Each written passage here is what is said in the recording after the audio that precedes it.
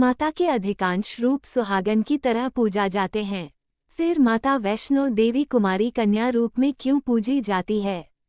त्रिकूट पर्वत पर विराजने वाली माता वैष्णो देवी का धाम मां जगदम्बा का जागृत पीठ है। माता वैष्णो देवी के भक्त दुनिया भर से आते हैं और माता से मनोकामना पूर्ति का वरदान लेकर जाते हैं। मां जगदम्बा ज्यादातर जगह सुहागन रूप में ही पूजी जाती है। माता वैष्णो देवी में सिंदूर चढ़ता है, सुहाग का आशीर्वाद भी मिलता है, परंतु माता कुंवारी रूप में है, ऐसा क्यों है? आइए जानते हैं। त्रेता युग की बात है। दक्षिण भारत के रामेश्वरम में समुद्र तट पर एक सुंदर गांव था। रत्नाकर पंडित यही रहते थे। रत्नाकर शिवजी और मां आदि शक्ति के बड़े भक्ति थे। शहर में रत्नाकर का मान तो बहुत था, पर कोई संतान नहीं थी। रत्नाकर की पत्नी हमेशा मां आदि शक्ति से संतान की गुहार लगती रहती थी। उन्होंने लगातार कई वर्षों तक मां की पूजा अर्चना की। कई सालों से संतानहीन रत्नाकर की पत्नी की प्रार्थना पूरी हुई। एक दिन वह गर्भवती हुई तो एक रात रत्नाकर के सपने में एक बालिका ने आकर कहा, मैं तुम्हारे घर आ रही हूँ, एक शर्त पर, मैं जो कुछ भी करना चाहूँ रुकोगे नहीं। पुजारी और सिद्ध पंडित रत्नाकर को यह आभास हो गया कि मां आदि शक्ति के साथ राज और तम को दिखाने वाले तीन रूप महासरस्वती, महालक्ष्मी और मां दुर्गा ने मिलकर ही इस कन्या का रूप लिया है। नित समय पर इस दिव्या कन्या का जन्म हुआ। रत्नाकर को ये भी पता चल गया था कि यह कन्या मां आदि शक्ति ने धर्म की रक्षा के लिए ही प्रकट की है। रत्नाकर इस भाव से कन्या का लालन पालन करने लगे। तीनों महाशक्तियों के मिलन के उस स्वरूप को उन्होंने त्रिकुटा नाम दिया। त्रिकुटा का स्वभाव जन्म से ही अंगूठा था। बचपन से ही वो पूजा पाठ और धार्मिक कार्यक्रमों को देखकर प्रसन्न होती थी। अभी 10वां साल शुरू भी नहीं हुआ था कि त्रिकुटा को ये पता चल गया कि भगवान विष्णु ने भगवान श्री राम के रूप में धरती पर अवतार ले लिया है। त्रिकुटा ने यह व्रत ले लिया कि वो भगवान श्री राम से ही विवाह करेगी, अन्यथा आजीवन अविवाहित रहेगी। त्रिकुटा ने अपने पिता से कहा कि वह रामेश्वरम के तट पर रहकर तपस्या करना चाहती है। शर्त के मुताबिक रत्नाकर ने उसे नहीं रोक। 10 बरस की उम्र में ही त्रिकुटा समुद्र तट पर एक कुटी बनाकर रहने लगी। वो भगवान राम को पति मानकर उनको अपने के लिए कठोर तप करने लगी। इसी तरह घोर तपस्या करते हुए त्रिकुटा को बहुत बरस बीत गए। सीता हरण के बाद भगवान श्री राम लक्ष्मण के साथ दल बल लेकर सीता की खोज करते हुए रामेश्वरम पहुंचे। श्री राम को पुल बांधने तक यहाँ ठहरना था। भगवान एक दिन विचरण कर रहे थे, तभी समुद्र तट पर एक तेजस्विनी ध्यान मगन कन्या को देखकर बहुत चकित हुई। उस कन्या के ओर से वह स्थान अलग ही रोशनी से प्रकाशित हो रहा था। भगवान श्री राम कौतूहलवश उस कन्या के तपोस्थल तक पहुँचे। प्रभु ने उसे कन्या से पूछा, तुम कौन हो देवी, और इतनी कम उम्र में इतना कठोर तप क्यों कर रही हो? ऐसी क्या अभिलाषा है जिसके लिए ऐसी घोर तपस्या करने को विवश हो?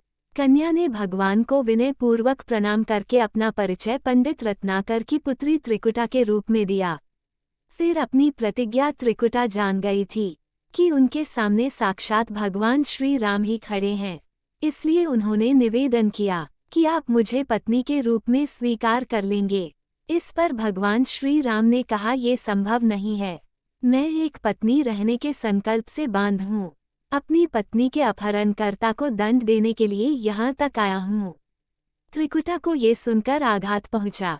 उन्होंने अपने कठोर तप का वास्ता दिया और भगवान से विवाह करने की पुनः याचना की। त्रिकुटा ने कहा, प्रभु, क्या मेरा ये तप व्यर्थ गया? मेरे तप में वो शक्ति नहीं कि आपको प्राप्त कर सकूं। मेरा तप अभी कम है, तो मैं इसे और कठोर करूंगी और तब तक जारी रखूंगी जब तक मेरी अभिलाषा पूरी नहीं हो जाती। भगवान ने कहा, जब मैं सीता का पता लगाकर लौटूंगा तब तुम्हारे पास आऊंगा। यदि तुम मुझे पहचान लो तो मैं तुम्हारी इस बात पर सही निर्णय लूंगा। त्रिकुटा को इस बात से बड़ी प्रसन्नता हुई कि उनका तप सफल है। भगवान ने उन्हें वर्ण का एक आश्वासन दिया है। अब उन्हें अपने स्वामी की परीक्षा में उत्तीर्ण होना है। इस प्रसन्नता के भाव से त्रिकुटा का उत्साह और बढ़ गया। उन्होंने और कठिन तप करना आरंभ कर दिया। उनके तप का प्रभाव ऐसा था कि उनकी कुटी के आसपास का पूरा क्षेत्र एक अलग प्रकाश से प्रकाशित होता था।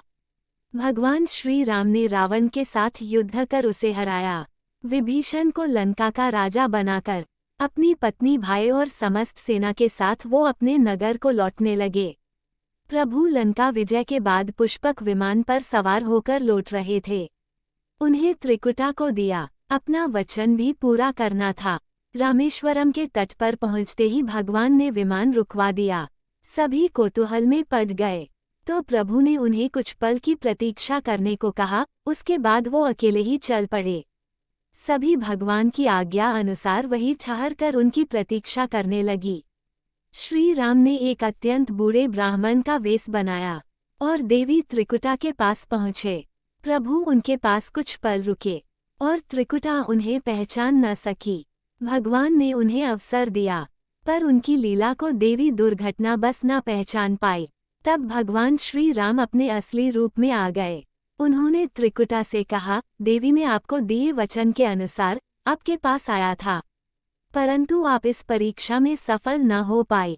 वैसे भी इस जन्म में सीता से विवाह कर मैंने एक पत्नी व्रत का प्रण लिया है, इसलिए तुम्हारे साथ विवाह असंभव ही था। देवी त्रिकुटा कुछ निराश हो गई। भगवान ने उनकी मनुस्मृति समझ ली और मधुर वचन में बोले, आपको निराश होने की आवश्यकता नहीं, आपका संकल्प पक्का है, इसलिए मैं इसे खाली नहीं जाने दूंगा। इस युग में व्रतधारी होने के कारण विवश हूँ। कलयुग में मैं जब कल्कि के रूप में अवतार लूंगा, तब मैं तुम्हें अपनी पत्नी के रूप में अवश्य स्वीकार करूंगा।